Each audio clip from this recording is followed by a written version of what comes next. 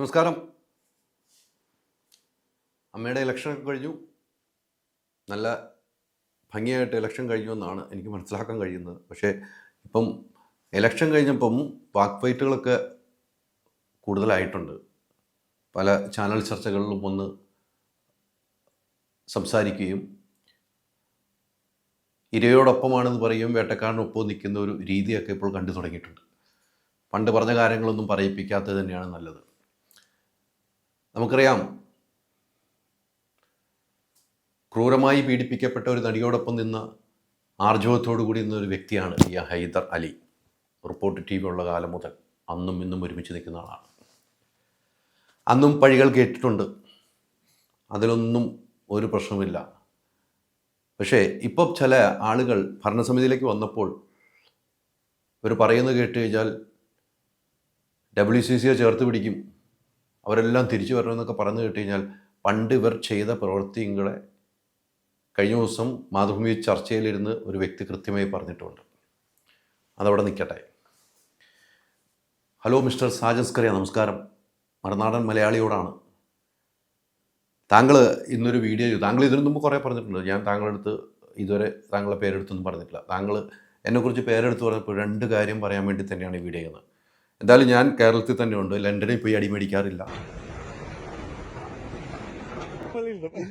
Police സ്റ്റേഷനിലേക്ക് പോയിട്ടില്ല. Police പിടിച്ച് കൊണ്ടുപോയത് എന്നെ ഇതുവരെ കണ്ടിട്ടില്ല.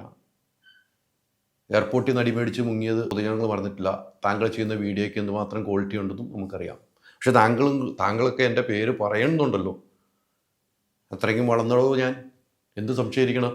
താങ്കൾ ഇന്നൊരു ഫേസ്ബുക്ക് പേജ് ഉണ്ട്, അതുകൊണ്ട് തന്നെയാണ് ഈ വീഡിയോ ചെയ്യുന്നത്. ഇപ്പോഴാണ് അമ്മ ശരിക്കും അമ്മയായത്. എല്ലാവർക്കും അഭിനന്ദനങ്ങൾ.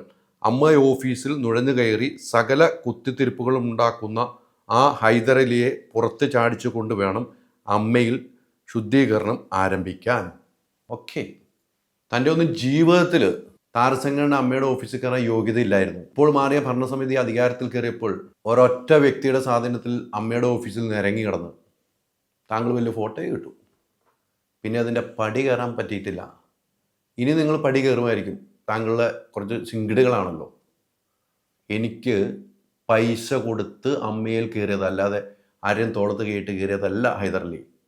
ലക്ഷക്കണക്കിന് പൈസ എണ്ണിക്കൊടുത്താണ് പല മുഖ്യധാര മാധ്യമങ്ങൾ വരെ ആലോചിച്ച് പല പരിപാടിക്കും പോയപ്പോൾ അവിടെയൊക്കെ തള്ളി അതിന് മുകളിൽ പൈസ കൊടുത്ത് തന്നെയാണ് ആ പ്രോഗ്രാം എടുത്തതും ആ പ്രോഗ്രാം ചെയ്തതും. അപ്പോൾ താങ്കൾ ഇന്നിട്ട പോസ്റ്റിൻ്റെ താങ്കൾ പറഞ്ഞല്ലോ എല്ലാ കുത്തിത്തിരിപ്പും എല്ലാ വാർത്തകളും കൊടുത്തു. ഞാൻ വാർത്ത കൊടുക്കാൻ തന്നെയാണ് എൻ്റെ ചാനൽ, വാർത്ത കൊടുത്തുകൊണ്ടിരിക്കും. പക്ഷെ വാർത്ത താങ്കൾക്ക് കിട്ടുമ്പോൾ പ്രശ്നമില്ല, എനിക്ക് വാർത്ത കിട്ടുമ്പോൾ പ്രശ്നം. അങ്ങനെ കുറേ താരങ്ങൾ അവിടെ ഉണ്ട്, വിരലിലെണ്ണാവുന്ന താരങ്ങളുണ്ട്. താങ്കൾക്ക് വാർത്ത ചോർത്തി തരുന്ന ആരാണെന്ന് കൃത്യമായിട്ട് തന്നെ താങ്കൾ ഇന്നെഴുതിയ ആ പോസ്റ്റിന് താഴെ ഒരു ലൈക്ക് വന്നിട്ടുണ്ട്. ഇപ്പോഴത്തെ എക്സിക്യൂട്ടീവ് അംഗത്തിന്, നേരത്തെ എക്സിക്യൂട്ടീവ് അംഗമാണ്. അപ്പോൾ താങ്കളെ സപ്പോർട്ട് ചെയ്യുന്ന ആരാണെന്ന് ഇപ്പോൾ ഇതിന്ന് കൃത്യമായി തെളിഞ്ഞിരിക്കുന്നു. ആ എക്സിക്യൂട്ടീവ് മെമ്പറിൻ്റെ അടുത്തും കൂടെ പറയുകയാണ്, ഒരു പ്രശ്നമില്ലല്ലോ, ലൈക്ക് ചെയ്യൂ, കമൻറ്റ് ചെയ്യുമോ. ഒരു വാട്സാപ്പ് ഗ്രൂപ്പിൽ നിന്ന് പുറത്താക്കിയതല്ലേ, അന്നും ഞാൻ വാർത്ത ചെയ്തല്ലോ. അപ്പം താങ്കളെ പോലുള്ളവർക്ക് വാർത്ത ചോർത്തി തരുന്ന ആളാരാണെന്ന് കൃത്യമായി തെളിഞ്ഞിരിക്കുന്നു ആ എക്സിക്യൂട്ടീവ് മെമ്പേഴ്സ് ലൈക്ക് ചെയ്തപ്പം. ഒരു പ്രശ്നമില്ല. എന്നെ സംബന്ധിച്ചോളം സാൻസ്കറിയ, എനിക്ക് താങ്കളൊരു വെല്ലുവിളിയല്ല. താങ്കൾ ചെയ്യുന്നതിലും മാന്യമായ വാർത്തകൾ ചെയ്യണമെന്നാണ്. താങ്കളെക്കാളും മാന്യതയോടുള്ള വാർത്ത ചെയ്യുന്ന ആൾ, ഉള്ളതുപോലെ തെളിവ് സഹിതം ചെയ്യുന്നൊരു വ്യക്തിയാണ്. പിന്നെ താരസംഘടനയെക്കുറിച്ച് പറയുമ്പോൾ വേറെ 2 കാര്യങ്ങൾ പറയാനുണ്ട്. താരസംഘടന അമ്മയുടെ ഇലക്ഷൻ കഴിഞ്ഞു, സ്ത്രീകൾ ഭരണത്തിൽ വരുന്നത് നമ്മളെല്ലാം അഭിമാനിക്കുന്നു. പക്ഷേ ഭരണ കേന്ദ്രത്തിലിരിക്കുന്നവർ എത്രമാത്രം മാന്യത ഉള്ളവരാണെന്നും കൂടെ നമ്മൾ നോക്കണം. ഒരു മെമ്മറി കാർഡ് പോലുള്ള കാർഡ് മുക്കി അതിൽ പരാതിപ്പെട്ടവർക്കെതിരെ കേസും കൊടുത്ത് അതിന് അവരെ തള്ളിപ്പറഞ്ഞുകൊണ്ട് ഒരു യൂട്യൂബ് ചാനലിൽ നിന്ന് സാജൻസ്കറിയ നടത്തിയ പരാമർശമൊന്നും ഞാൻ നടത്തിയിട്ടില്ല. ഞാൻ ഉള്ള കാര്യം മാത്രമേ പറഞ്ഞിട്ടുള്ളൂ, അതേ ഞാൻ ചെയ്യാറുള്ളൂ.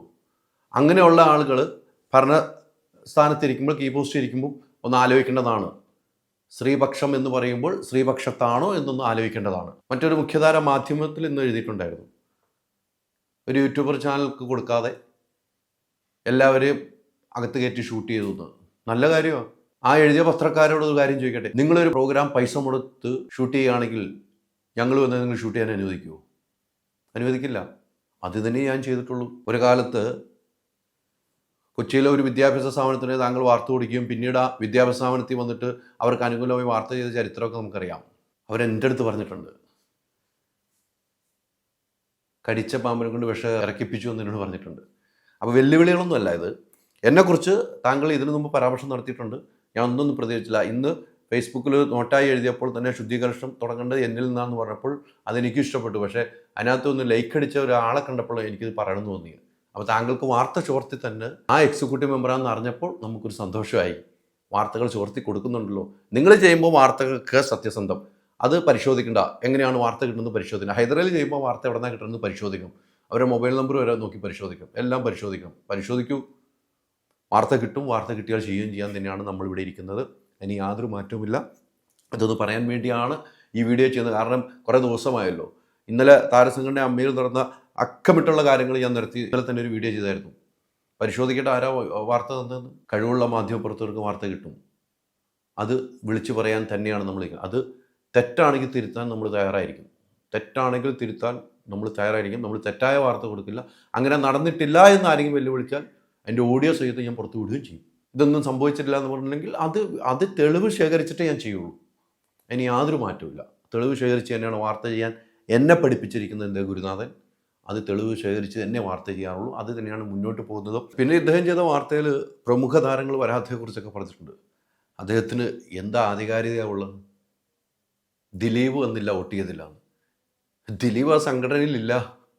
അന്ന് വിഷയം ഉണ്ടായപ്പോൾ ദിലീപിനെ പുറത്താക്കിയതല്ല സംഘടന. അപ്പം അതാരാ അങ്ങനെയൊക്കെ പറഞ്ഞു കൊടുക്കുന്നത്? അപ്പോൾ പറഞ്ഞു കൊടുക്കുന്നവർ കൃത്യമായിട്ടെങ്കിലും പറഞ്ഞു കൊടുക്കണേ. അദ്ദേഹം അല്ലെങ്കിൽ തെറ്റിപ്പോവും. ദിലീപ് ആ സംഘടനയിലില്ല, അപ്പോൾ ദിലീപ് വോട്ട് ചെയ്യാൻ വന്നില്ല എന്ന് കുറേ ആളുകളുടെ പേര് പറഞ്ഞുകൊണ്ട് ദിലീപിൻ്റെ പേരും പറയുന്നു.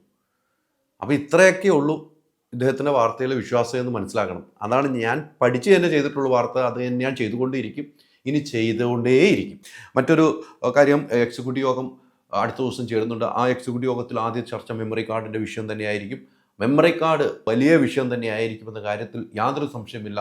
അത് എവിടെ എത്ര നാൾ നീണ്ടുപോയാലും മെമ്മറി കാർഡ് വിഷയത്തിൽ ചൂടേറിയ വാർത്തയുമായി തന്നെ ഞാൻ ഇവിടെ നിലനിൽക്കും. ആ വിഷയം തീരുന്നവരെ, ആ വിഷയത്തിന് തീരുമാനം ഉണ്ടാകുന്നവരെ ഞാൻ ഇവിടെ ഉണ്ടാകും. അതോടൊപ്പം തന്നെ ഇന്നലെ ചെയ്ത വാർത്തയിൽ ഒരു പ്രധാനപ്പെട്ട കാര്യം പറഞ്ഞതുകൊണ്ട്, നമ്മുടെ ട്രഷർ സ്ഥാനത്തേക്ക് മത്സരിച്ച് തോറ്റ അനൂപ് ചന്ദ്രനെ കുറിച്ച്. അനൂപ് ചന്ദ്രൻ്റെ ഒരു ഓഡിയോ ഇന്ന് ലഭിച്ചിട്ടുണ്ട്. അനൂപ് ചന്ദ്രൻ്റെ ഒരു ഓഡിയോ എനിക്കും ലഭിച്ചിട്ടുണ്ട്.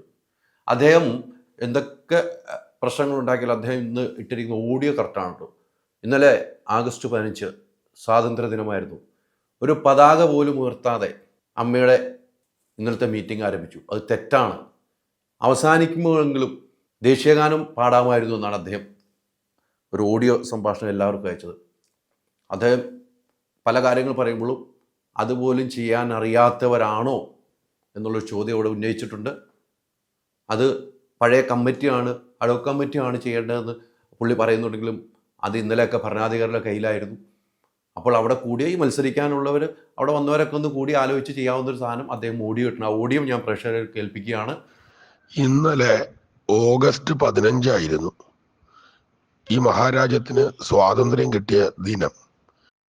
ഈ മഹാരാജ്യത്തിന്റെ സാമൂഹിക പ്രതിബദ്ധതയെ മുഴുവൻ ഊട്ടിയുറപ്പിക്കേണ്ട കലാകാരന്മാരുടെ സംഘടന അമ്മ, അതിന്റെ ജനറൽ ബോഡിയും അതിന്റെ തെരഞ്ഞെടുപ്പും ഇന്നലെ നടത്തി.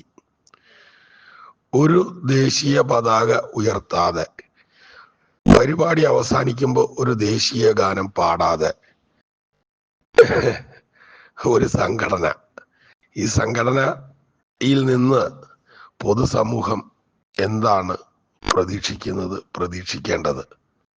ഈ സംഘടനയിലെ അംഗങ്ങൾ ദയവ് ചെയ്ത് അതിന്റെ മുൻ അഡ്ഹോക് കമ്മിറ്റി ഭാരവാഹികൾ, ഘോരഘോരം അവിടെ നിന്ന് പ്രസംഗിച്ച ചിലർ മറുപടി പറയേണ്ടതാണ്. എന്തായാലും കൂടുതൽ പറയുന്നില്ല. ഇനിയുള്ള ദിവസങ്ങളിൽ ചൂടേറിയ വാർത്തകൾ ഉണ്ടാകും. കാരണം താരസംഘടന അമ്മയിൽ സ്ത്രീകൾ വരുന്നതിൽ നമ്മൾ അഭിമാനിക്കുന്നു. പക്ഷേ ആ സ്ത്രീകൾ ഇരട്ടത്താപ്പുണ്ടോ എന്ന് നമ്മൾ പരിശോധിക്കണം.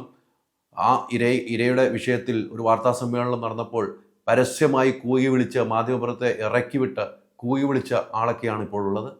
അതൊന്നും ആരും മറന്നിട്ടില്ല സമൂഹം.